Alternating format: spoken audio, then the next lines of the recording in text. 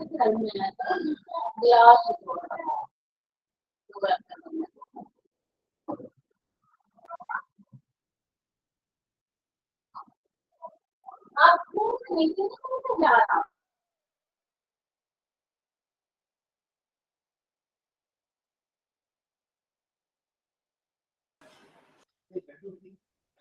alaikum and a very warm welcome to everyone.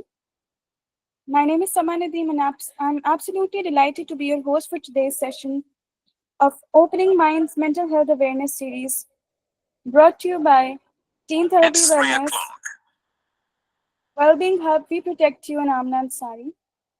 Teen Therapy Wellness was founded in 2019 by clinical psychologist Afra Arshad, is a mental health platform committed to supporting the emotional and psychological well-being of adolescents and young adults through therapy, awareness campaigns, and community engagement. This platform has helped countless individuals to navigate anxiety, trauma, grief, and identity challenge over the years. Teen Therapy Wellness has delivered impactful workshops in schools, universities, and corporate sectors, aiming to break the stigma around mental health and equip individuals with tools for emotional resilience.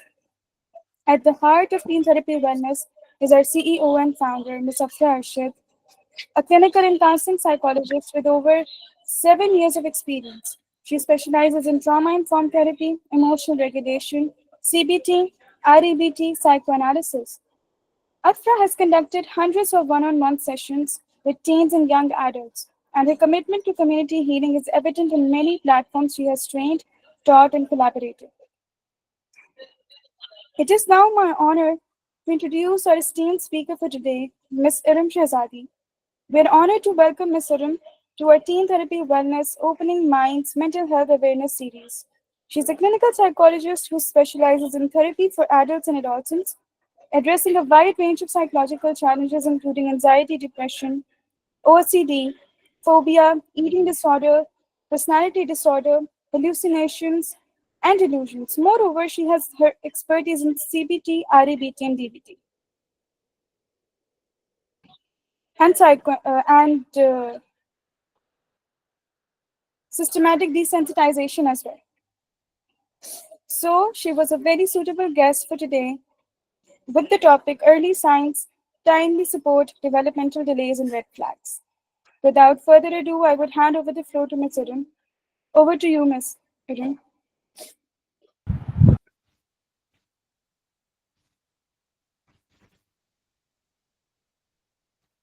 Assalamu alaikum.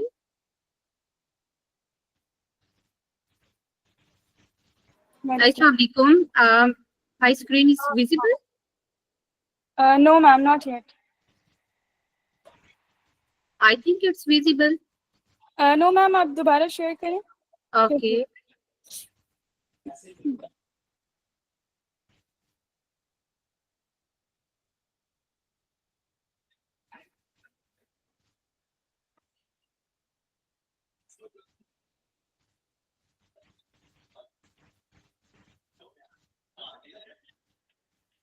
Now? Yes, it's visible now, ma'am. Perfect.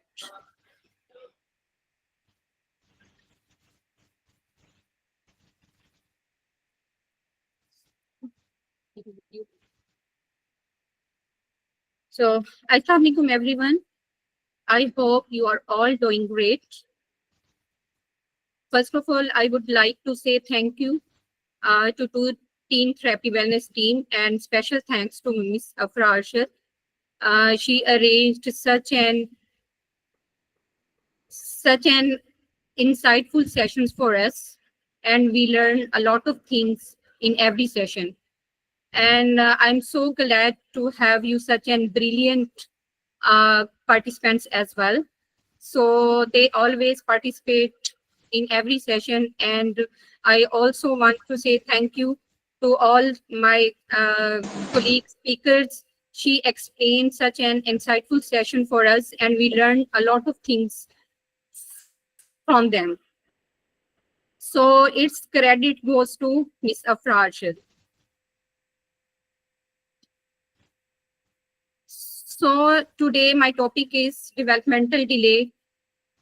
early signs and red flags. So first of all, I would like to ask you guys, what do you think? आपके ख्याल से क्या होता है ये developmental delay?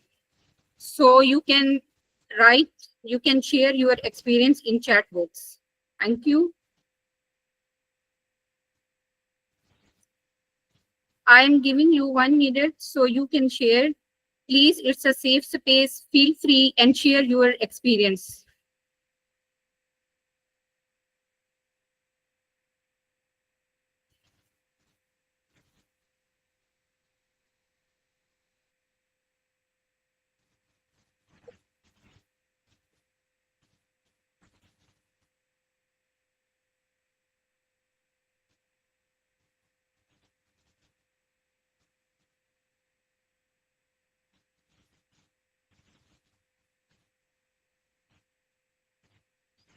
Yes, Malaika Mushtaq, delay neurological or physical development growth. Yes, delay in speech or movement. Exactly. Not being to able to achieve physical, intellectual goals and individual should achieve by their specific age. Exactly. Perfect. Zoya आपने बहुत अच्छा बताया. Javeria with delay in social. Exactly. Cognitive, behavioral and more aspects. बहुत अच्छा बताया जवेरिया ने भी.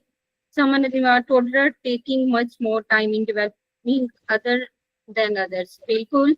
Hyperactivity or hypoactivity. Exactly.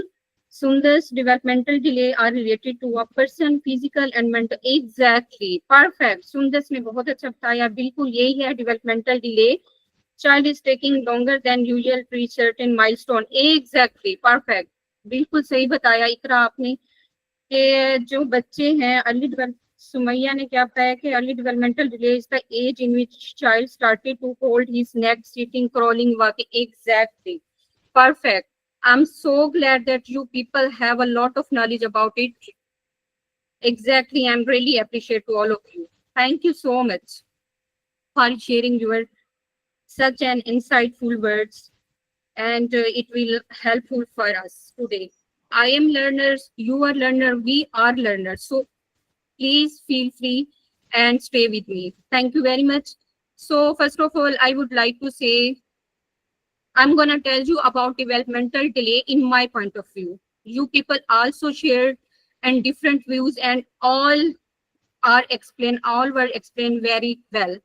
So according to my point of view, developmental delay क्या होता है कि developmental delay जो होता है वो एक बच्चा है जो कि विद द एज माइलस्टोन्स को एक्वायर कर रहा है, तो वो एक नॉर्मल है. और अगर उसमें कोई एरर आ रहा है तो वो क्या है, वो हमारा डेवलपमेंटल डिले है. अगर आप लोगों ने अपने अराउंड कभी देखा हो कि कोई बच्चा है वो 3 साल का है, उसको पेरेंट्स उसको लैब में लेके क्लिनिक में एंटर हो रहे हैं. Why? Because he can't walk, वो चल नहीं सकता. सेम इसी तरह आपने देखा होगा 6 से 7 साल का बच्चा है और वो स्कूल में प्ले ग्रुप में जा रहा है. Why? Because he can't speech. तो यही है डेवलपमेंटल डिले. अगर आपने अपने राउंड इस तरह के कोई केसेस, इस तरह के कोई बच्चे देखे हो तो प्लीज चैट बॉक्स में वाई लिख दें.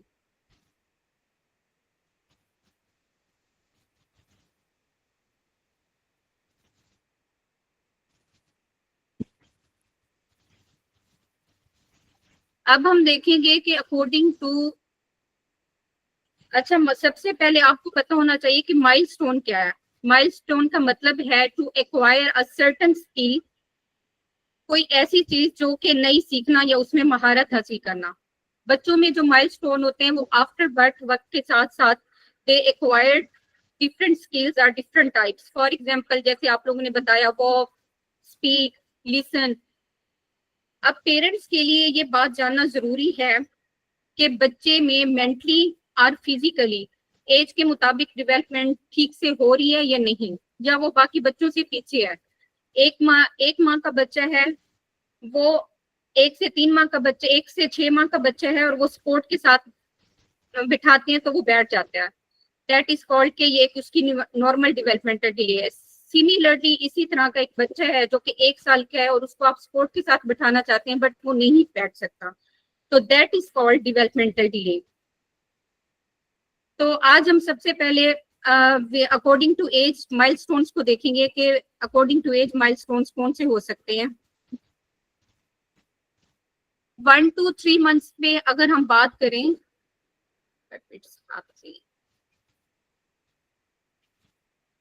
अगर हम 1 to 3 मंथ्स के बच्चे की बात करें तो वो स्माइल पास करेगा, रिस्पॉन्ड करेगा, अगर आप उसके अराउंड कोई साउंड होगा तो वो उसको फील करेगा, आई कांटेक्ट मेंटेन करेगा, उसकी मदर उससे कोई बात करेगी तो उसकी तरफ देखेगा, आई कांटेक्ट मेंटेन करेगा, ठीक है, वो अपने हेड को लिफ्ट करेगा और कंट्रोल करेगा। सेम इसी तरह ये क्या होगा, ये एक नॉर्मल माइलस्टोन है, नॉर्मल डेवलपमेंटल है।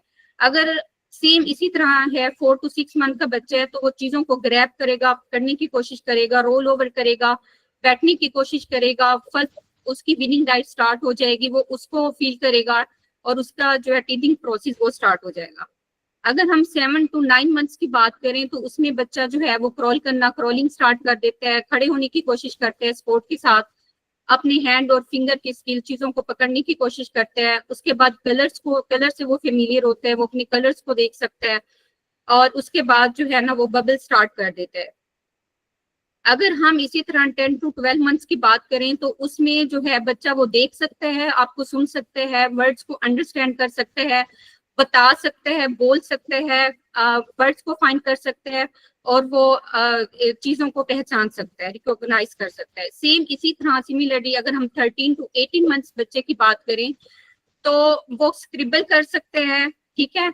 उसके बाद स्क्रिबल क्या होता है, रफ तरीके से लिखना, ठीक है, जैसे वो स्टार्ट में बच्चे लिखना स्टार्ट करते तो वैसे लाइनें और अपनी तरफ से कुछ भी बना देते हैं, दैट इज कॉल्ड स्क्रिबल। उसके बाद वो क्या है कि सिंपल प्ले करना शुरू कर देते हैं डिफरेंट गेम्स। उसके बाद प्ले विद बुक्स के साथ खेलना शुरू कर देगा, that is called baby milestone, जो एक नॉर्मल अकॉर्डिंग टू एज वो एक्वायर कर रहा है। अब अगर हम बात करें कि डिलेस फिर क्या होता है, ये एक बच्चा है इसने नॉर्मल एक्वायर की, इट मींस कि इसकी जो डेवलपमेंट है वो नॉर्मल ग्रो कर रही है।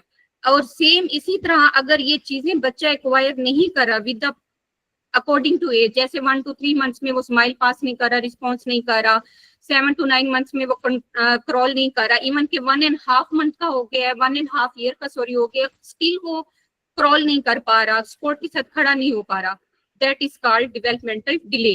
ये एक अर्ली साइन होगा कि वो अपनी अकॉर्डिंग टू एज एक्वायर नहीं कर रहा माइलस्टोन्स को, तो ये आपके लिए अर्ली साइन होगा। अब इसके बाद हम देखेंगे कि कौन कौन से ऐसे एरियाज होते हैं जिसमें जो है वो milestone sorry to interrupt you, but can you please do full screen? आपकी स्लाइड्स आधी नजर आ रही हैं। ओके मैम, स्लाइड शो पे जाके ना ये ऊपर देखिए, एनिमेशन के साथ स्लाइड शो होगा ऊपर ऑन द टॉप। जी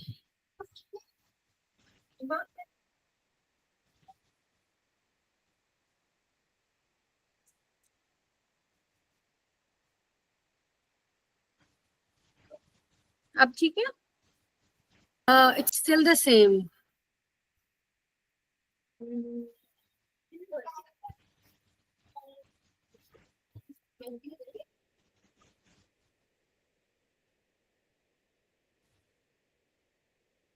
चलें ऐसे, अब ठीक है। नो, कुछ चेंज नहीं हो रहा। इस तरह से ना फिर आपकी स्लाइड्स छोटी नजर आती है, पूरी नजर नहीं आ रही, या तो जूम आउट कर ले थोड़ा सा।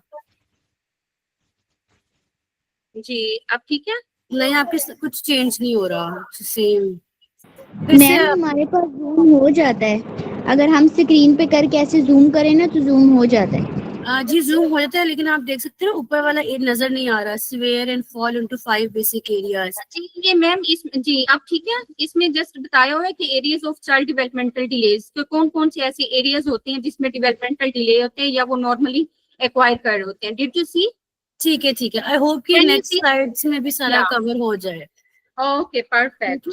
So we will talk about today first domain जो होता है हमारे milestones का developmental delay का, वो होता है physical, जिसमें ग्रोस मोटर आ जाता है, फाइन मोटर आ जाते हैं, वीएन आ जाते हैं। Okay, So if we talk about gross motor milestone, तो जैसे कि 3 months का बच्चा है वो अपना हेड होल्डिंग स्टार्ट कर देता है। सेम इसी तरह 6 months का बच्चा है वो स्पोर्ट के साथ बैठना शुरू कर देता है। सेम इसी तरह 8 to 10 months का बच्चा है तो वो क्रॉलिंग स्टार्ट कर देता है। और फिर 1.5 year का बच्चा है वो चलना स्टार्ट कर देता है। ठीक है, तो ये वो चीजें जो with the according to age वो एक्वायर कर रहा है। ठीक है, इसी तरह अगर हम लेटर एज में बात करें तो जैसे बच्चा जो है वो लेटर एज में रन करना स्टार्ट कर देगा, अपस्टेयर्स जाएगा, डाउनस्टेयर्स आएगा और उसके बाद जो है ना वो भागेगा, ये सारी चीजें जो है वो अचीव कर रहा है। ठीक है, और अगर ऐसा नहीं हो रहा तो ये early signs and developmental delays के। इसी तरह हम फाइन मोटर की बात करें तो फाइन मोटर में सबसे पहले हम वीएन की बात करेंगे कि एक बच्चा है उसको जो मदर है वो कोई लाइट जो है वो उसके अराउंड करती है, बच्चे के around. When mean baby can see when she move light around him and he will definitely move and fixate according to light। ठीक है, वो according to light जो है वो fixate करेगा, that means कि वो उसकी जो विजन है वो बिल्कुल ठीक है। और अगर वो ऐसा नहीं करता तो ये हमारा अर्ली साइन होगा डेवलपमेंटल डिले का। सेकेंडली, जब 4 to 5 month का बच्चा है वो उसको आप टॉय पकड़ाएंगे तो वो उसको एक्सप्लोर करेगा। ठीक है, उसको एक्सप्लोर करेगा ऑब्वियसली और उसको माउथ में लेकर जाएगा। तो ये भी एक स्किल है जो उसने with according to age acquire की है। और अगर ऐसा नहीं हुआ तो ये डेवलपमेंटल डिले है, एक अर्ली साइन है। सिमिलरली एक 9 month का बच्चा है वो पिंसेड रैप्स डेवलपमेंट उसकी होती है। पिंसेड रैप डेवलपमेंट क्या होती है कि वो छोटी छोटी चीजों को पकड़ लेता है with the thumb and the index finger. इसी तरह एक 15 माह का बच्चा है और वो ट्यूब्स या ब्लॉक्स के साथ एक टावर बना लेता है। तो ये क्या चीजें हैं? ये वो चीजें हैं जो फाइन मोटर स्किल और वीएन में उसने अकॉर्डिंग टू एज एक्वायर की। और अगर उसने ऐसा नहीं किया तो ये डेवलपमेंटल डिले का साइन है। I think you got my point. अगर यहाँ तक कोई क्वेश्चन है तो आप पूछ सकते हैं, आप चैट बॉक्स में अपने शेयर कर सकते हैं और आप मुझे काइंडली इसमें ये बताएंगे कि आप लोगों को क्या समझ आई। जस्ट एक एक वर्ड लिख दें इसमें।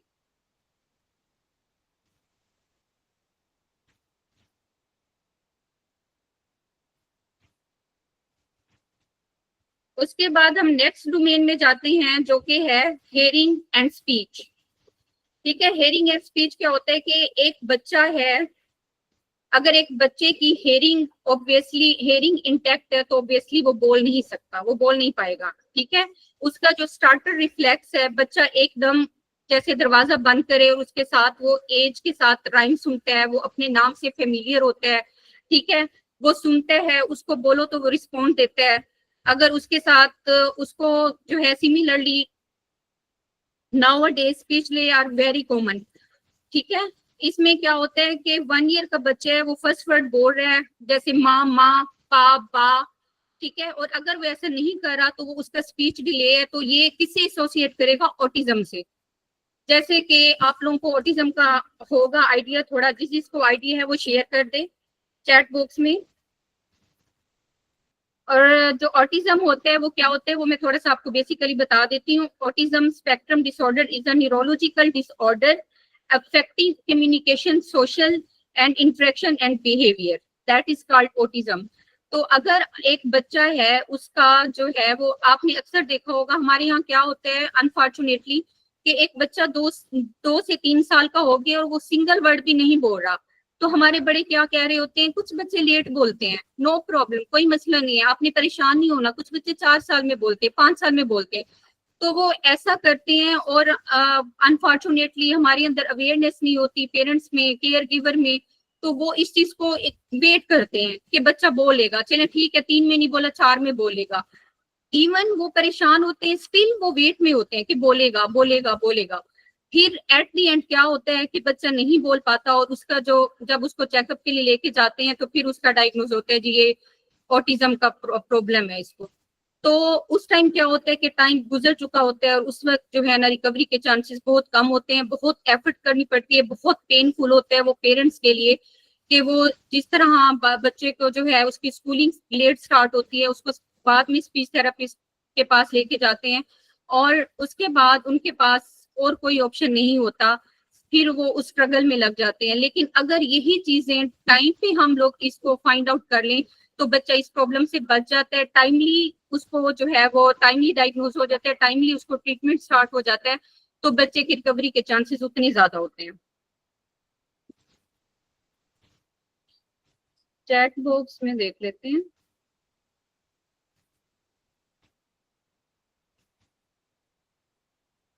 Neurodevelopment can be due to neurological, but environmental plays huge role to right ADHD. Exactly. Answer कमाल ने सही बताया। लारे Fatima, fixed or repeated behavior. Exactly, repeated behavior. ADHD 2. Exactly, repeated behavior. Some case happened with me little cousin, and they waited up to 3 years, and now she is diagnosed with severe. Oh my goodness, so sad. So अभी भी answer अगर वो diagnose हो गए तो 3 years हैं, तो recovery के चांसेस थोड़े ज्यादा हैं। बट अगर यही अवेयरनेस पहले होती, वो टाइमली 1.5 or 2 years पे डायग्नोज हो जाता तो और ज्यादा बेटर हो जाता। बट इट्स ओके, अभी भी डायग्नोज हो गया तो इंशाल्लाह वो इम्प्रूव हो जाएगी, उसकी रिकवरी हो जाएगी। Repetitive behaviour and routine ADHD, yes बिल्कुल सही बताया आप लोगों ने। इसके बाद हम नेक्स्ट डोमेन की बात करते हैं, जो कि है emotional, personal and social. Social में वही बात जैसे मैंने आपको बताया कि 3 माह का बच्चा है, 3 से 6 माह का बच्चा है, वो सोशल होगा, वो स्माइल पास करेगा। जब आप उसकी तरफ देखोगे, उसको ऐसे करोगे तो वो स्माइल पास करेगा, ठीक है। उसके बाद वो आपके साथ आई कॉन्टेक्ट मेंटेन करेगा। सेम इसी तरह जो है वो अपने इमोशंस को एक्सप्रेस करेगा, उसमें अपने इमोशन को एक्सप्रेस करना स्टार्ट कर देता है। उसका डायपर फुल है तो वो क्राई करेगा, तो वो आपको अपनी मदर को बताएगा, ठीक है। उसका डायपर अगर फुल होगा वो क्राई करेगा। इसको कहते हैं हम नॉन वर्बल कम्युनिकेशन, कि वो क्राई करके बताएगा अपनी मदर को, तो उसकी मदर उसका डायपर चेंज करेगी, ठीक है। 1 साल का बच्चा है, वो क्लैपिंग कर रहा है, ठीक है, वेव कर रहा है, फिर वो एज के साथ सिबलिंग के साथ खेल रहा है, प्ले कर रहा है, ठीक है। तो ये क्या है, वो ये सारे वो हैं नॉर्मल जो वो अकॉर्डिंग टू एज एक्वायर कर रहा है। और अगर ऐसा नहीं कर रहा तो फिर उसमें वही बात के ये अगेन डेवलपमेंटल डिले का साइन है।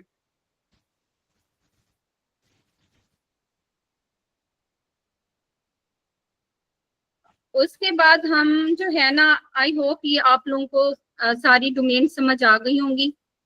आई am gonna move next slide.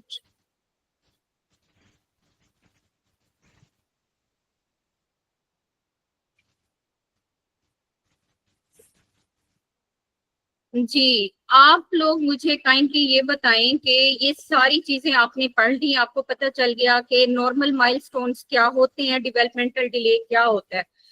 अब एक क्वेश्चन है मेरा आपसे, आपके अकॉर्डिंग आपके जहन में ऐसी क्या बात आती है, क्या कॉजेज हो सकती हैं जिसकी वजह से ये डेवलपमेंटल डिले हो जाता है।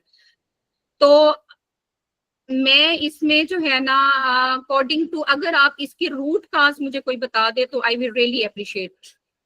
कि आपको पता हो कि हम सबसे पहले जब भी कोई प्रॉब्लम होता है हमें उसके रूट काज का पता होना चाहिए कि रूट वहां स्टार्ट कहाँ से होता है प्रॉब्लम। बच्चा बर्थ पैदा हो गया, आफ्टर बर्थ उसके सामने उसके बिहेवियर में इश्यू आया, उसकी स्पीच में डिले आया, वो आपको आइडेंटिफाई हो गया। लेकिन अगर हम बिफोर बर्थ बात करें, ड्यूरिंग एंटीनेटल केयर, एंटीनेटलिंग क्या होता है कि आफ्टर कंसेप्शन टू बर्थ, जो माँ के पेट के अंदर यूट्रस में जो बेबी होता है, फिटस होता है, उसकी बर्थ तक, उसके दौरान ड्यूरिंग प्रेगनेंसी कौन कौन सी ऐसी कॉजेज हो सकती हैं जिसकी वजह से डेवलपमेंटल डिले होने के चांसेस ज्यादा होते हैं। प्लीज चैट बॉक्स में शेयर कीजिए।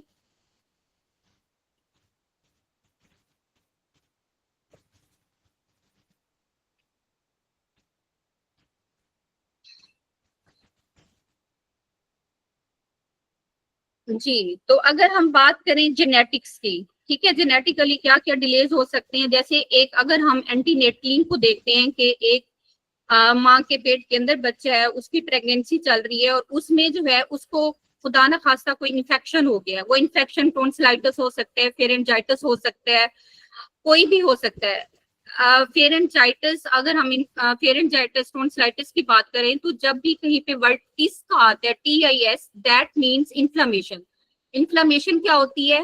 रेडनेस, पेन, स्वेलिंग, जैसे कि मैंने आपको बताया कि टॉन्सिलाइटिस मींस के एक ड्यूरिंग प्रेगनेंसी मदर के गले में जो टॉन्सिल्स हैं उस पे इन्फ्लेमेशन हो गई, जिसकी वजह से उसमें जो है वो उसको एंटीबायोटिक्स लेने पड़े, डिफरेंट मेडिसिन लेनी पड़ी, तो उसकी वजह से उसका इम्पैक्ट क्या होगा, वो बच्चे पे कहीं ना कहीं उसका इम्पैक्ट जाएगा। ठीक है, सेम इसी तरह उसको फेरेंजाइटिस है तो हो सकता है, क्योंकि फेरेंजाइटिस और टॉन्सिलाइटिस एक ऐसी इन्फेक्शन है जिसमें बहुत ज्यादा फीवर होता है, और फीवर ऐसे सेटल डाउन नहीं होता जिसमें जो कि बैक्टीरिया को, जब तक कि एक एंटीबायोटिक बैक्टीरिया को किल ना करे। ठीक है, तो मदर को जो है एंटीबायोटिक्स लेने पड़ते हैं बैक्टीरिया को किल करने के लिए, और तब वो ठीक होती है, बट उसका जो ड्रॉबैक होता है वो बच्चे पे पड़ता है। ठीक है, इसी तरह अगर हम बात करें ये और कुछ मदर्स होती हैं वो ड्यूरिंग प्रेगनेंसी हाइपरटेंशन होता है, डायबिटीज होता है। अब हाइपरटेंशन भी पता है आपको, जैसे बीपी का हाई रहना थ्रू आउट, जैसे ही मदर ने कंसीव किया, हो सकता है कंसीव करने से पहले ही वो हाइपरटेंसिव हो,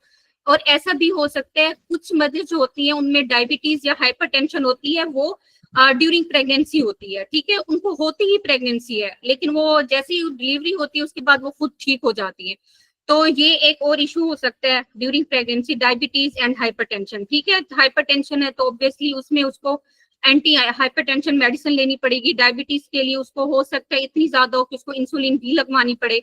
तो ये चीजें ऑब्वियसली ये एक चीज को जो है वो क्योर कर रही होती है, तो दूसरी तरफ उसके साइड इफेक्ट्स क्या बच्चे पे आ रहे होते हैं।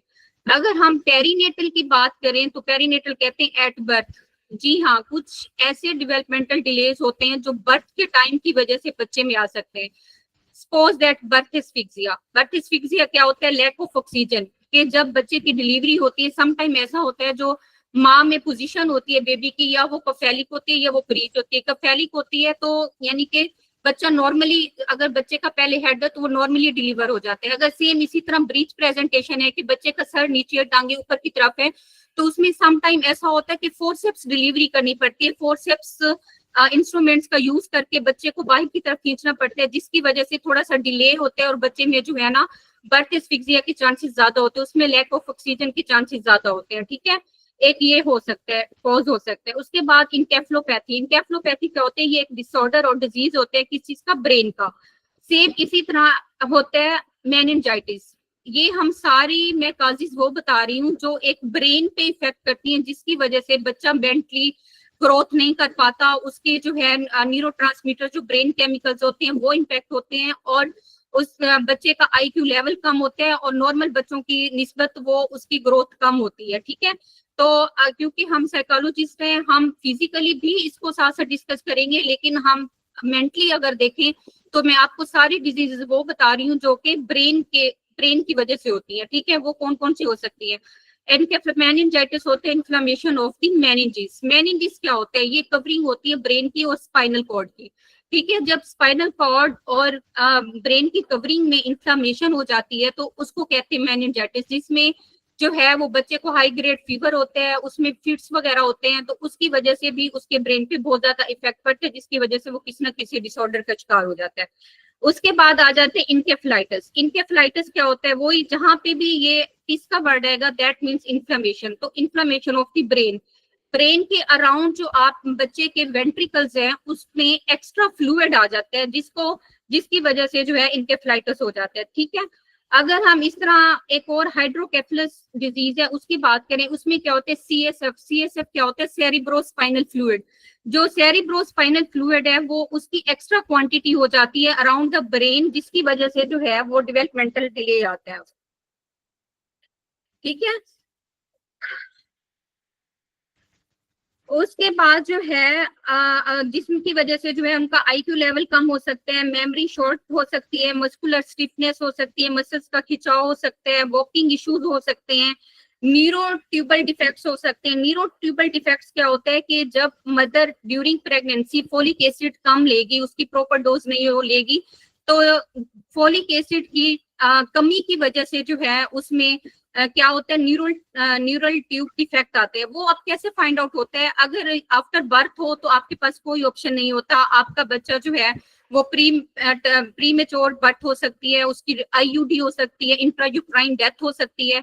लेकिन अगर आप चाहते हैं कि आप इसको पहले फाइंड आउट करें कि तो जो प्रेग्नेंट वुमेन्स हैं, जो प्रेग्नेंट हैं मदर्स, उनके लिए उनको चाहिए कि वो प्रॉपर अपना एंटीनेटल केयर करें, या एंटीनेटल केयर वही जैसे मैंने बताया कि वो डॉक्टर्स के पास प्रॉपर अपना फॉलोअप कराएं, अपना चेकअप कराएं और अपने फॉलोअप के लिए जाएं, और अकॉर्डिंग टू जैसे वो डॉक्टर एडवाइस करे गायनाकोलॉजिस्ट या ऑब्स्टेट्रिक, तो उसके अकॉर्डिंग जो है वो उसको फॉलो करें, अपना टाइम पे स्कैन कराएं। तो ये जो न्यूरल ट्यूब डिफेक्ट होते हैं ये कब डायग्नोज होते हैं? ये डायग्नोज होते हैं 20 weeks of pregnancy, 20 weeks of gestational age पे जो है ये अल्ट्रासाउंड के थ्रू जब बच्चे के सारे ऑर्गन्स बढ़ जाते हैं तो तब 20 वीक्स पे एक एनोमली स्कैन होता है जिसमें वो हर चीज सारे ऑर्गन्स को डिफाइन करते हैं और सब कुछ बताते हैं। तो उसमें अगर न्यूरल ट्यूब डिफेक्ट हो तो वो भी आ जाता है, जिसकी वजह से जिसकी कॉम्प्लिकेशन क्या हो सकती है कि उसमें उसकी जो है आईयूडी हो सकती है और प्री मेच्योर बर्थ हो सकती है। आईयूडी जैसे मैंने आपको बताया इंट्रायूट्राइन डेथ, और दूसरा मैंने आपको बताया pre mature birth. Pre mature birth क्या होती है कि टाइम से पहले 38 weeks of gestational age normally है जिसमें डिलीवर होती है एक मदर, लेकिन अगर वो 30 वीक्स पे हो गई है, 28 पे हो गई है, 26 पे उसकी डिलीवरी हो गई है किसी की वजह से, तो that is called pre mature birth.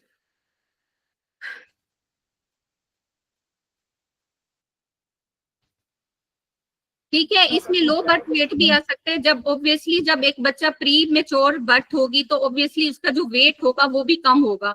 Normally बच्चे का वेट क्या होता है 2.5 kg, अगर प्री टर्म हो रहा है तो वो उसका 1 kg होगा या 1.5 होगा। ठीक है, उसके बाद हम अगर बात करें पोस्टनेटल फैक्टर्स की, पोस्टनेटल फैक्टर्स क्या होते हैं? वो होते हैं इन्फेक्शन, ट्रॉमा और severe under stimulation after birth. अच्छा, पोस्टनेटल क्या होता है? डिलीवरी के बाद के जो कुछ मसले होते हैं जिसकी वजह से जो है वो डेवलपमेंटल डिले आता है। ठीक है, वो कोई ट्रॉमा हो सकता है, इन्फेक्शन हो सकता है, जैसे अक्सर मदर्स को क्या होता है कि वो हाइपरटेंशन की वजह से इंक्लेम्शिया होता है जिसमें उसको फिट्स होते हैं, फीवर होते हैं, या उसको जो है वो कोई ऐसा इन्फेक्शन हो जाता है कि जिसमें वो अनकॉन्शियस हो जाती है। ठीक है, उसके बाद जो है ना अगर हम इसके बाद हम अगर बात करें, आई थिंक आपको यहाँ तक समझ आ गई होगी। यहाँ तक किसी का कोई क्वेश्चन है तो पूछ सकते हैं, और मैं जरा चैट बॉक्स देख लूं।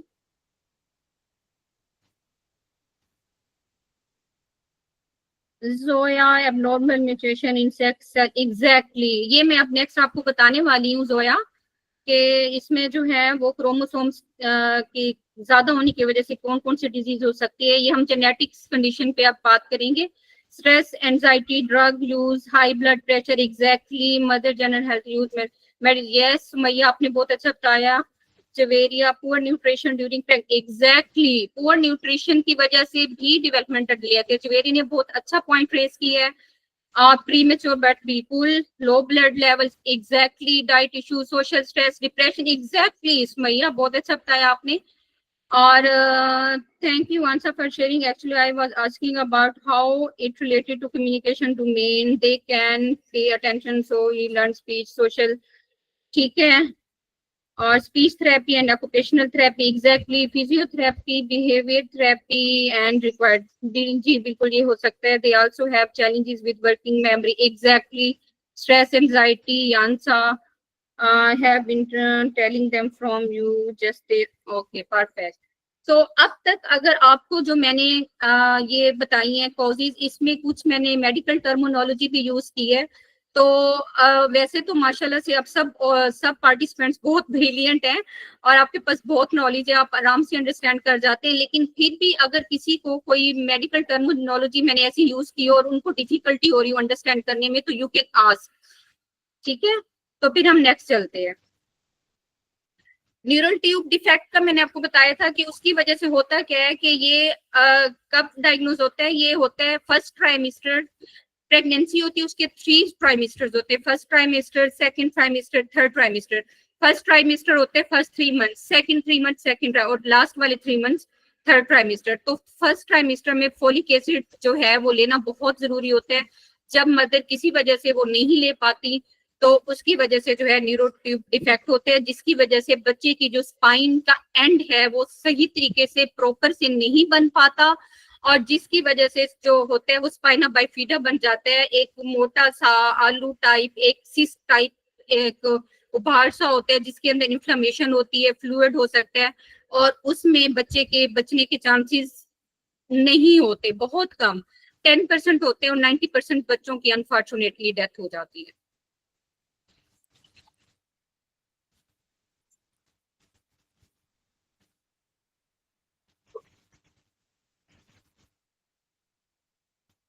सेम इसी तरह अगर हम ये जैसे अभी आप में से किसी ने बताया कि जेनेटिक्स डाउन सिंड्रोम यानी कि क्रोमोसोम्स की वजह से कोई एक डिजीज होती है, जी हाँ बिल्कुल होती है, और वो होती है डाउन सिंड्रोम। डाउन सिंड्रोम में जैसे कि आप लोगों को पता है कि नॉर्मली 21 पेयर ऑफ क्रोमोसोम्स होते हैं, लेकिन जो डाउन सिंड्रोम के बच्चे होते हैं उसमें एक एक्स्ट्रा क्रोमोसोम होता है जिसको कहते हैं ट्राइसोमी, ठीक है, जिसकी वजह से उनको डाउन सिंड्रोम होता है। अब डाउन सिंड्रोम क्या होते हैं, ये एक मेंटल डिसऑर्डर है जिसमें जो है ना बच्चे की जो फेस की शेप होती है वो मून शेप होती है, बाकी बच्चों की नॉर्मल होती है और इनकी स्पेसिफिकली मून शेप होती है।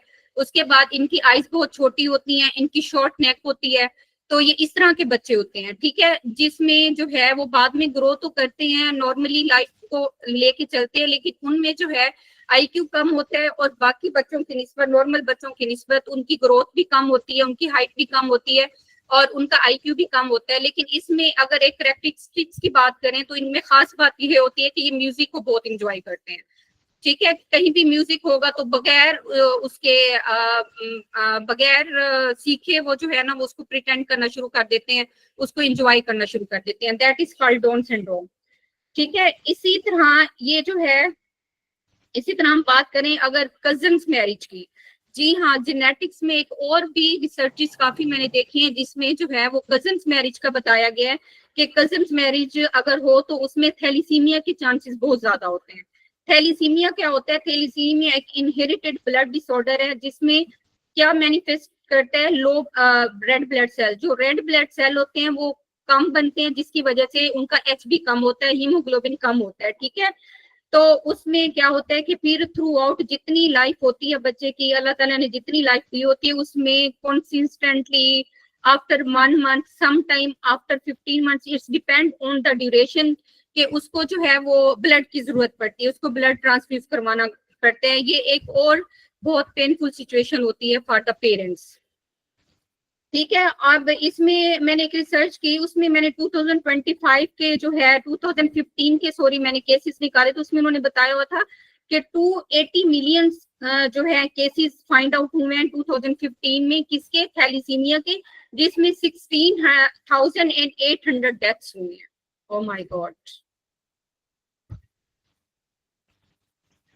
इसके बाद मैंने जैसे आपको अभी प्री मेच्योर बर्थ का बताया जिसमें लो बर्थ वेट हो जाते हैं जो कि लेस देन 2.5 kg होते हैं, नॉर्मली 2.5 kg होते हैं, और जिनका जो है लो बर्थ वेट होते हैं उनका 1 समथिंग होता है, ठीक है।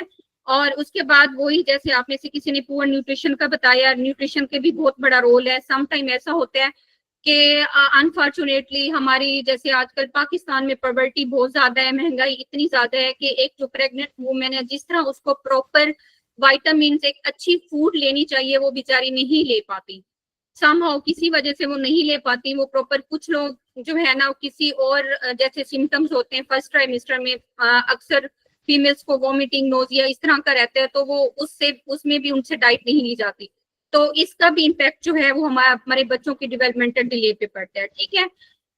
तो अगर आपको ये सारी कॉजेज अच्छे से समझ आ गए हैं तो काइंडली थम्स अप कर दें।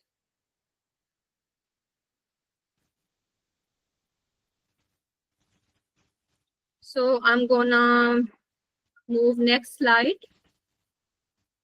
अब बात आती है कि कॉजेज हमने फाइंड आउट कर लिए हैं, हमें माइलस्टोन्स का पता चल गया है, हमें एरियाज का पता चल गया है। अब बात आती है कि इसको अगर हम डायग्नोसिस क्राइटेरिया देखें तो उसमें क्या हो सकता है डायग्नोसिस के लिए। What do you think guys, क्या हो सकता है? प्लीज मुझे एक एक वर्ड चैट बॉक्स में भेजें।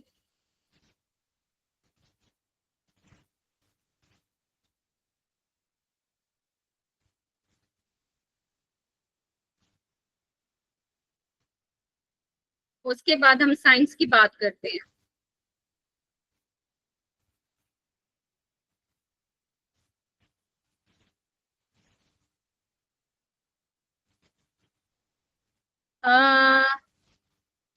जी मैं चैट बॉक्स को देख रही हूँ, आप लोग शायद टाइप कर रहे हैं। डायग्नोसिस क्राइटेरिया क्या हो सकता है, मैं आपको बताती हूँ। जो डायग्नोसिस क्राइटेरिया उसमें basically it's depend on your assessment, ठीक है। असेसमेंट में क्या होता है, असेसमेंट में यही है कि अगर मदर अपने बच्चे में देख रही है कि वो according to age milestone acquire नहीं कर रहा, एज उसकी ज्यादा हो गई है, वो 6 माह से 8 माह पे पहुंच गया है, 1 ईयर का हो गया, स्टिल वो स्पोर्ट के साथ विदाउट स्पोर्ट बैठ नहीं पा रहा, क्रॉल नहीं कर पा रहा, तो वो इस चीज को असेस करती है। तो वो अपने जाके पेडियाट्रिशियन जो है, स्पेशली जब आपके बच्चे का आफ्टर बर्थ फर्स्ट 2 ईयर होते हैं, वो बहुत जो है ना वो मतलब वो ऐसे ईयर होते हैं जिसमें आप डेली विजिट कर रहे होते हो, वैक्सीनेशन के लिए बच्चे को लेके जा रहे होते हो, डिफरेंट टाइप्स बच्चों के इश्यूज होते हैं, उनके लिए आप डॉक्टर के पास, पेडियाट्रिशियन के पास लेके जा रहे होते हो। तो अगर आप अपने बच्चों को लेके कंसर्न है, आपको लग रहा है कि आपका बच्चा अकॉर्डिंग टू टाइम ऐसा नहीं कर रहा, तो पहले तो जब आप वैक्सीनेशन के लिए लेके जाएंगे तो बच्चे का जो वो पेडियाट्रिशियन होगा वो भी इस चीज को असेस करेगा, लेकिन अगर वो नहीं करता तो आप खुद उनको बताएं, ठीक है। उस असेसमेंट से ही हम फाइंड आउट कर सकते हैं कि बच्चे को डेवलपमेंटल डिले है या नहीं, या वो नॉर्मली जो है डेवलपमेंटल माइलस्टोन एक्वायर कर रहा है, ठीक है। दूसरा आ जाता है पीजीई। पीजीई क्या होता है, पोर्टेज गाइड अर्ली एजुकेशन। ये एक असेसमेंट टूल है जिसमें क्या होता है कि कुछ क्वेश्चंस बनाए जाते हैं इंग्लिश में या उर्दू में। तो उसमें यह है कि अकॉर्डिंग टू एज, जैसे अब मैं अगर अब्रॉड की बात करूं तो अब्रॉड में क्या होता है कि जब एक बच्चे की बर्थ होती है तो उसमें एक जो पब्लिक हेल्थ नर्स होती है वो खुद उस पेरेंट्स का कॉन्टेक्ट नंबर, वो सब सारी डिटेल अपने पास रखती है, और वो एवरी 3 मंथ्स जो है जब उसको वैक्सीनेशन के लिए बुलाते हैं तो वो साथ साथ असेस भी कर रही होती है। वो कुछ क्वेश्चंस होते हैं जो हमारा portage early education, portage guide early education हमें बताता है कि ये क्वेश्चन है, तो वो क्वेश्चन वो मदर से पूछती है। मैं आपको ये एक काफी डिटेल और लंबा सा है, इसको अगर हम स्केल को ही लेके बैठ गए तो फिर टाइम जो है वो सारा खत्म हो जाएगा, हमारी बाकी चीजें रह जाएंगी।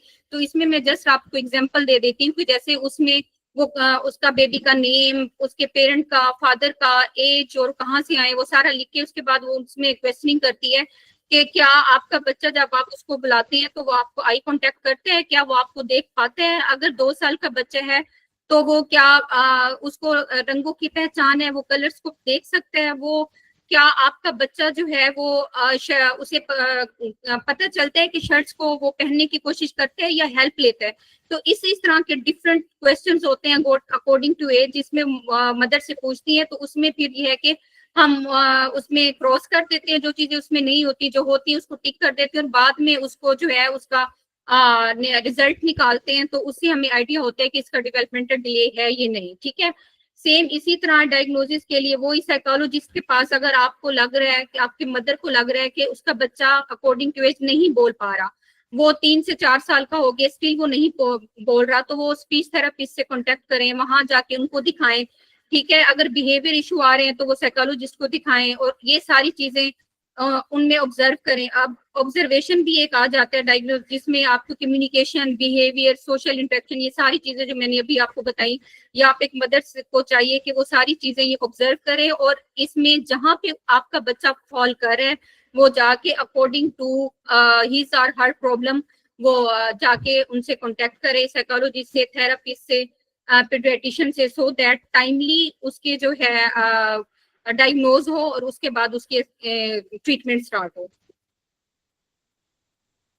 उसके बाद आ जाते हैं कि कौन सी ऐसे स्लाइड्स, अच्छा मैं चैट बॉक्स देखूं। Lack of conservation in 4 month or older child, they should regular follow-ups exactly with healthcare provider. May parents ignore this? Exactly, this is true of healthy children as well. Exactly, Nida. Many parents ignore these and said काफी बच्चे late चल। Exactly, वही बात जो मैंने आपको start में बताई कि हमारे पेरेंट्स में क्या होता है कि अवेयरनेस नहीं होती, तो वो इस चीज को इग्नोर करते हैं। Most problem are for backward areas or village more, exactly where the prefer to deliver babies in house instead hospital. Exactly, answer आपने बहुत अच्छा बताया है। And trust me, I have experience with such parents. They won't listen until and unless their kids reach severe, exactly, and show severe, exactly answer आपने बहुत अच्छा बताया है कि ऐसे ही होता है कि सम टाइम पेरेंट्स जो है वो इग्नोर कर रहे होते हैं, जब तक सीवियर इश्यूज उनके सामने नहीं आते तब तक जो है ना वो उसको नहीं समझ पाते. Exactly, experience in my own house, and oh my goodness, I'm so sorry, Atika. Sidra Sheb, how to look for these students, especially in the back school of months. Exactly. So आज हम बात करेंगे इसके बाद early signs की. What are signs of developmental delays, क्या clinical features होते हैं, क्या साइंस सिम्टम्स होते हैं.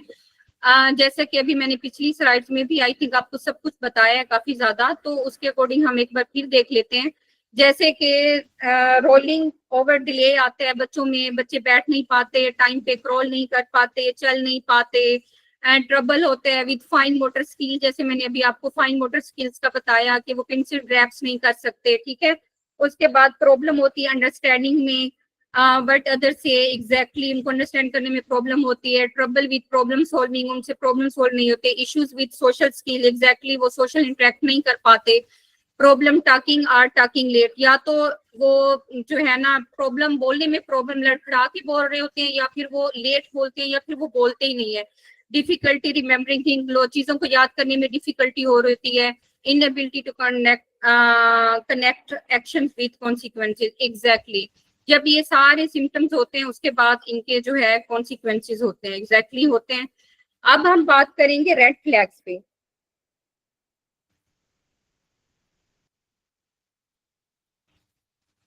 जी गाइस, यहाँ तक आपको सही से समझ आ गई जो मैंने बताया? आई थिंक आपको काफी कुछ क्लियर हो गया होगा. अगर हो गया तो please thumbs up. Thank you so much for your attention. I'm so happy to have you such an brilliant participants. You are participating very frequently and intentively, and I'm so glad कि आज हम सब जो है वो सही mindful हैं, और वो आप लोगों के चैट बॉक्स में से मुझे आइडिया हो रहा है कि आप लोग इसको कितना इंटरेस्ट लेके सुन रहे हैं. Thank you so much everyone, thank you so much for paying your attention. So next हमारा है gross motor red flags. Gross motor red flags क्या होता है कि ये अकॉर्डिंग टू एज हम इसमें देखेंगे कि रेड फ्लैग्स क्या होता है. What do you think guys के रेड फ्लैग्स क्या होता है? जैसे कि ऐसे कौन से रेड फ्लैग्स हैं ऐसी जिससे हमें जो है पता चल सकता है कि हमारा बच्चा जो है वो डेवलपमेंटल में उसमें डिले है, वो बाकी बच्चों से पीछे है. तो वो हम अकॉर्डिंग टू एज देखेंगे. जैसे 4.5 मंथ का बच्चा है वो पुल नहीं कर पाता, बैठ नहीं सकता. 5 मंथ्स का बच्चा है वो रोल ओवर नहीं हो सकता, वो जैसे बच्चा रोल होता रहता है बेड पे कभी इधर कभी उधर, वो 5 मंथ्स भी नहीं कर पाता. 7 to 8 मंथ का बच्चा है वो विदाउट सपोर्ट जो है वो बैठ नहीं सकता. 9 to 10 मंथ्स का बच्चा है वो खड़ा नहीं हो सकता, यानी कि वो विद सपोर्ट भी नहीं खड़ा हो सकता. 9 to 10 मंथ का बच्चा, ठीक है. उसके बाद 1.5 से 18 माह, 15 से 18 माह का बच्चा है वो वॉक नहीं कर सकता. 2.5 ईयर का बच्चा है वो जंप नहीं कर सकता, ठीक है. और जो है नॉट होपिंग. 5 ईयर का बच्चा unable to walk and straight line back and forth balance, ठीक है. तो इसमें ये अकॉर्डिंग टू एज यही बताया गया है, जैसे हमने पहले भी डिस्कस किया कि जो डेवलपमेंटल डिलेज हैं, अगर एक बच्चा है वो सारी चीजों को अकॉर्डिंग टू टाइम एक्वायर कर रहा है तो दैट इज गुड. अगर वो नहीं कर रहा तो वो वही रेड फ्लैग्स हैं जो कि हमें बता रहे हैं कि हमारा बच्चा डेवलपमेंटल में बाकी बच्चों से पीछे है, अपनी एज से पीछे है, एज उसकी बढ़ गई है लेकिन वो सारी चीजें, सारे माइलस्टोन एक्वायर नहीं कर रहा. तो हमें क्या करना चाहिए अकॉर्डिंग टू प्रॉब्लम? जैसे मैंने आपको थोड़ी देर पहले बताया कि हमें अगर स्पीच में डिले है तो स्पीच थेरेपिस्ट के पास लेके जाना चाहिए. उसके बिहेवियर इश्यूज हैं तो साइकोलॉजिस्ट के पास. अगर उसको कोई और फिजिकल कोई और प्रॉब्लम है तो पीडियाट्रिशियन के पास. तो इस तरह फ्रीक्वेंटली विजिट करने चाहिए सो दैट टाइम पे जो है वो डायग्नोज हो.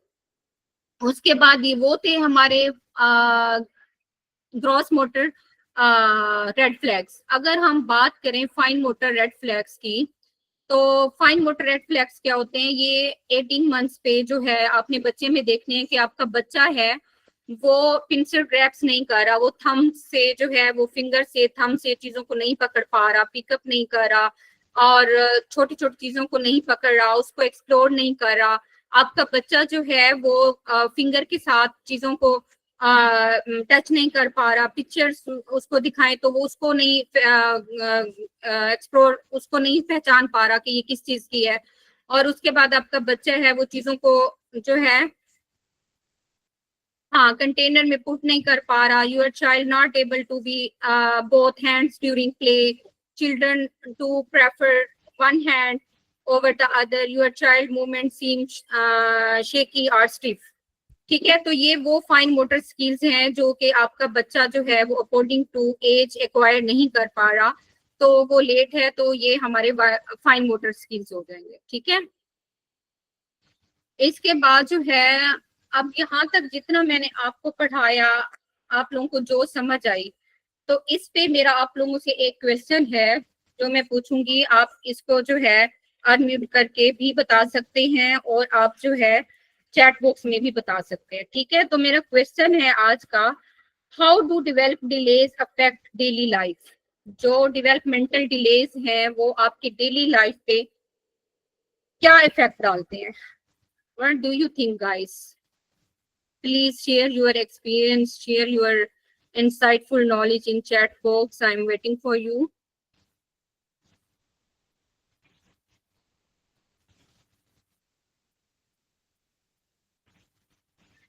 उसके बाद हम इंटरवेंशन पढ़ेंगे।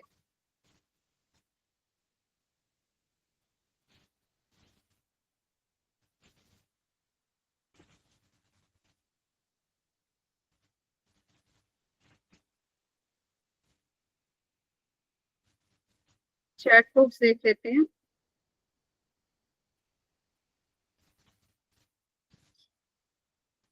They affect overall growth of child. Mothers cannot understand. Children with delay affect difficulty in social. Exactly. Cherish children with delay with social interaction. They are unable to understand what others saying, are also not respond appropriately. Exactly. It usually affect the daily and whole life, because if we don't have proper cognitive and social skill, we won't be able to get education or perform perform even simple activities. Exactly, answer Sidra Shev, and create stressful environment if the parents are not aware about it. Exactly, socialize नहीं कर पाते. Exactly, लारे ऐसा ही है। Learning में मसला आता है, बिल्कुल आता है। कम्युनिकेशन इश्यूज होते हैं, बिल्कुल होते हैं। फिजिकली नहीं कॉन्फिडेंट होते। एग्जैक्टली, बिल्कुल परफेक्ट ला रहा है, आपने बहुत अच्छा बताया है। Zoya Zeeshan, 90% of what we do is affected no matter how hard a person or developmental delay works or puts best. They would often not reach the milestone as normal person reach with minimum hard work. Exactly, Sarish, affect their ability to learn things. Exactly, learning disability, बिल्कुल, social communication issues, बिल्कुल सुमैया, बहुत अच्छा बताया आपने। They can't interact with people, वही socialize नहीं होते, behavior issue होते हैं, बिल्कुल होते हैं।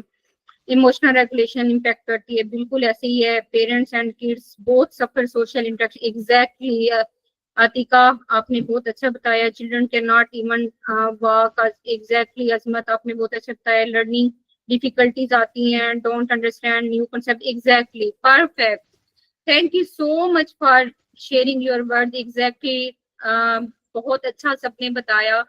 ऐसे ही होता है कि जो डेली लाइफ में इम्पैक्ट पड़ता है, आपका बच्चा सोशलाइज नहीं कर पाता, उसकी कम्युनिकेशन स्किल्स पुअर होती हैं। ठीक है, इसमें आप एकेडमिक डिले भी कह सकते हो कि इसमें एकेडमिक डिले होते हैं। जब आपका बच्चा स्कूल गोइंग होता है तो उसमें परफॉर्मेंस उसकी अच्छी नहीं होती। ठीक है, उसकी verbal non communication, verbal non verbal वो दोनों हो सकती हैं।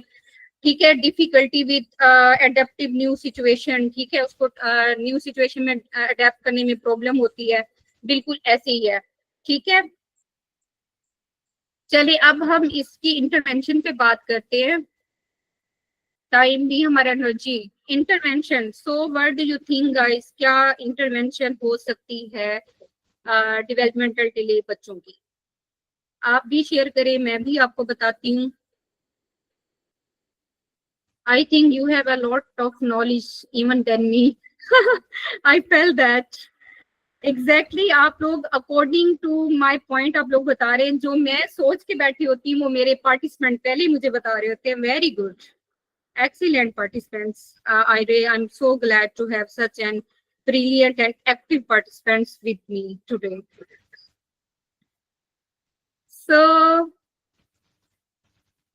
I think बताने से पहले मैं चैट बॉक्स देखूं।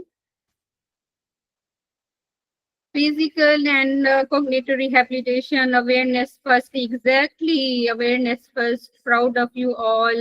awareness and education is the biggest. Bilkul, you are good. And oh, thank you so much, Nida, for your compliment.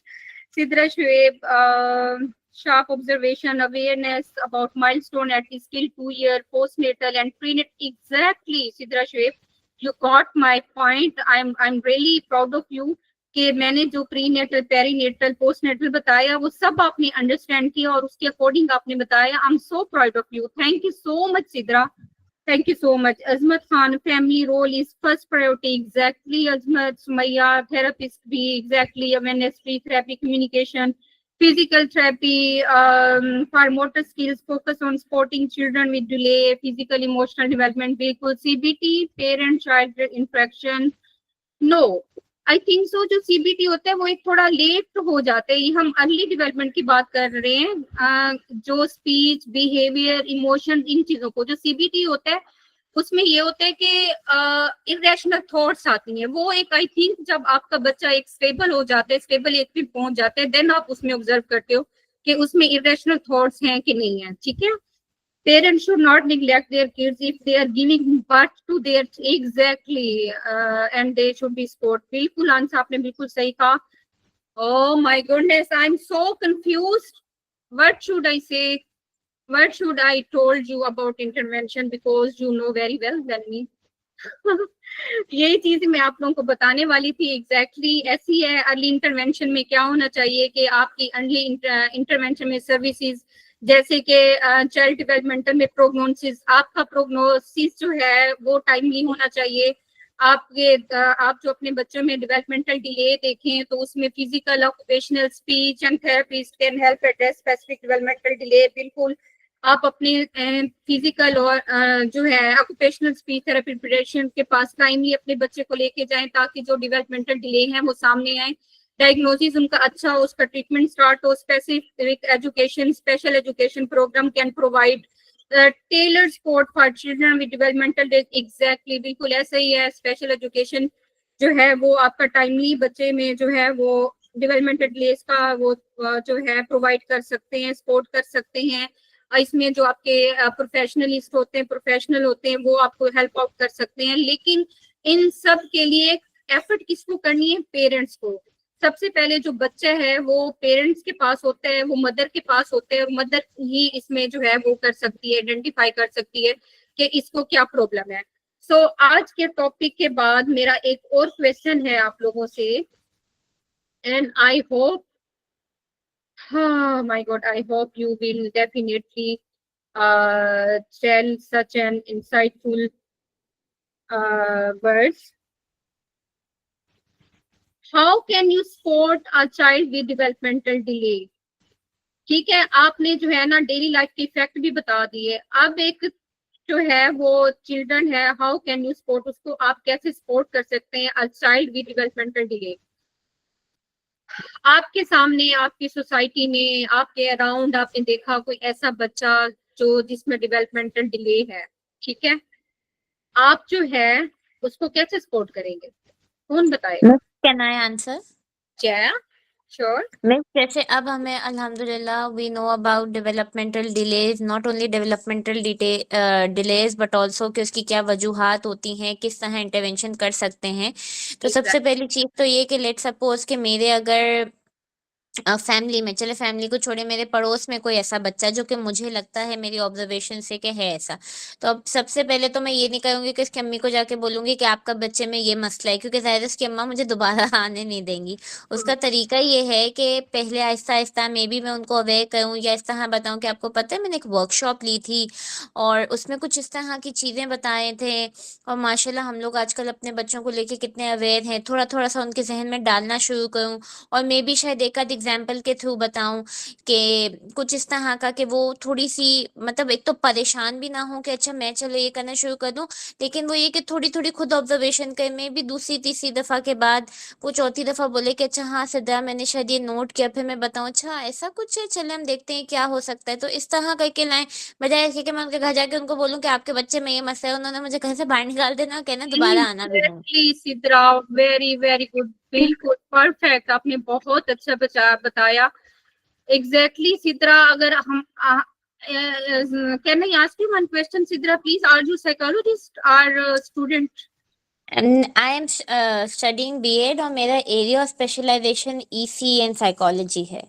Oh, that's great. अगर हमारे अराउंड आजकल हमारे इतने ब्रिलियंट साइकोलॉजिस्ट होंगे तो it will be really helpful for the parents and हम timely उसको जो है डायग्नोज कर सकते हैं, उस डिले से बचा सकते हैं. I'm really proud of you, Sidra. Thank you so much. Inshallah, and thank you so much, miss. इंशाल्लाह. या अब मैं चैट बॉक्स देख लूं, आप लोगों ने मेरे आंसर क्वेश्चन का क्या आंसर किया, तो देखते हैं हम आज. By providing love, support, accommodation, we can help them and their full potential. Exactly. Positive reinforcement. Very good, Javeria. बहुत अच्छा आपने पॉइंट रेज किया. Exactly मेरा भी यही था. मैं आपको यही बताने वाली थी कि पॉजिटिव reinforcement होनी चाहिए.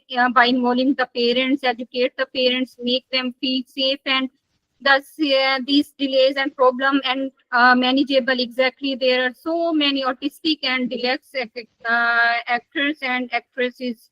Okay. Samiullah acknowledge and support their emotional feelings even when they have difficulty to express positive reinforcement and by providing supporting environment. Exactly. Answer Kamal. First of all, we should them के special child है, पागल नहीं, and we should be sportive and patient. Bilkul, exactly answer. Nita Ahmad, these children can excel in life and can become productive individual in society, join sport and exactly. बहुत अच्छा बताया आप लोगों ने. तो ऐसे ही है कि इसमें जो मेरा क्वेश्चन था उसके अकॉर्डिंग हम बात करें तो वही अर्ली इंटरवेंशन होनी चाहिए. Speech occupational therapist according to pro delay आप उनके पास रेफर करें. पीजी एक कोर्टिज अर्ली एजुकेशन कोर्टिज गाइड अर्ली एजुकेशन प्लान होना चाहिए जो कि हमारे जो हैं जैसे हमारे बच्चे जहाँ पे पैदा होते हैं हॉस्पिटल में, वहाँ पे एक पब्लिक हेल्थ नर्स या इस तरह का कुछ हो. यहाँ पे मेरे ख्याल से पाकिस्तान में मैंने ये चीज नहीं देखी कि वो खुद इस चीज का जो है वो बताएं पेरेंट्स को और उसके बाद अकॉर्डिंग टू टाइम जो है वो उनको कॉल करें, इनको रिमाइंडर दें कि आपके बच्चे का जो है आज अपॉइंटमेंट है, आप लेकर आए. लेकिन ऐसा अब्रॉड में है यहाँ वहाँ पे मेरी फ्रेंड है और वो मुझे बताती है कि वो उनके बच्चे को खुद ही ऐसे किया जाता है, बुलाया जाता है. और अक्सर बच्चों में ये भी होता है आफ्टर बर्थ. एक चीज मुझे उन्होंने बताई कि उनका बच्चा जो है वो नॉर्मली माइलस्टोन्स अक्वायर कर रहा था, बट उन्होंने मुझे बताया कि अचानक से उनका बच्चा तकरीबन 1 ईयर का था और उसको जो है वो फीवर हुआ और चेकअप के लिए गए तो पता चला कि उनको ईयर इन्फेक्शन है. अब ईयर इन्फेक्शन जो था वो नॉर्मली होता है तो माएं क्या करती हैं कि कुछ टोटके भी वो कर लेती हैं, प्याज का पानी डाल दो, उल्टा होके सो जाओ, ब्रूफन का सिरप दे दो, जो वो कर सकती हैं मदर ऐसे करती हैं. लेकिन वो क्योंकि अब्रॉड में थी उनको ये फायदा हुआ कि वो जब अपने पब्लिक हेल्थ नर्स को उन्होंने इन्फॉर्म किया, उन्होंने अपॉइंटमेंट दी, लेकर गई, तो जब उसका सारा एग्जामिनेशन हुआ तो सिंपली उसको मिडल ईयर इन्फेक्शन था, ओटाइटिस मीडिया जिसे कहते हैं. उसमें क्या होता है कि मिडिल ईयर में इन्फ्लेमेशन हो जाती है, इन्फेक्शन हो जाती है. उन्होंने पहले उसको सिंपली ट्रीट किया और उसके बाद पता चला कि उसी वजह से उसका वो इतना लॉन्ग टर्म रहा अनफॉर्चुनेटली कि उसकी वजह से उसका स्पीच डिले हुआ, उसमें ऑटिज्म के सिम्टम्स आना स्टार्ट हो गए. लेकिन अल्हम्दुलिल्लाह वो टाइमली जो है लेकर जाती रही और वो सारी चीजें साथ साथ उसका सही से डायग्नोज बनता रहा और वो अकॉर्डिंग टू उस तरह उनको फील करते रहे. स्पीच थेरेपिस्ट दूसरा और उनके अपने चाइल्ड स्पेशलिस्ट सबके पास वो लेकर टाइमली गई. तो उसमें जो है अब काफी हद तक वो बता रही थी, शी टोल्ड मी कि काफी हद तक उसके जो सिम्टम्स हैं ऑटिज्म के वो कम होना शुरू हो गया. उसका बच्चा जो है वो नॉर्मल लाइफ की तरफ आने लग गया. उसमें यह है कि उन्होंने मदर को भी कुछ गाइडलाइंस दी, कुछ टेक्निक्स बताई जो उन्होंने अपने बच्चे के साथ टाइम स्पेंड किया, वेल किया और जो है ना उसकी वजह से अब देखिए प्रॉब्लम एक छोटी सी थी कि एक बच्चा है वो नॉर्मल अकॉर्डिंग टू एज 6 माह पे बैठा है, क्रॉल किया, उसके ग्रॉस मोटर स्किल्स उस जो है अकॉर्डिंग टू एज उसने जो है वो किए एक्वायर किए हैं, ठीक है, वो चला ठीक है, बाकी सब कुछ ठीक है. एक उसको सिर्फ ईयर में पेन हुआ है और उसकी वजह से क्या डायग्नोज हुआ है. तो ये देखें उनके लिए कितना हेल्पफुल रहा है कि टाइमली डायग्नोज. अगर अनफॉर्चुनेटली वो हमारे पाकिस्तान में होती तो पता नहीं ये कब जाके डायग्नोज होता और उस बच्चे में रिकवरी किस टाइम पे जाके होती. तो ये अवेयरनेस जो है ये हेल्पफुल है एजुकेटर्स के लिए और इनके लिए, थेरेपिस्ट के लिए, केयर गिवर्स के लिए, स्पेशल पेरेंट्स के लिए। आई होप आज का सेशन भी एज यूजुअल जैसे हमारे सारे सेशंस इंसाइटफुल रहे हैं, आज का सेशन भी आप लोगों के लिए इंसाइटफुल होगा। आई होप सो, आप लोगों ने चीजों को अंडरस्टैंड किया होगा।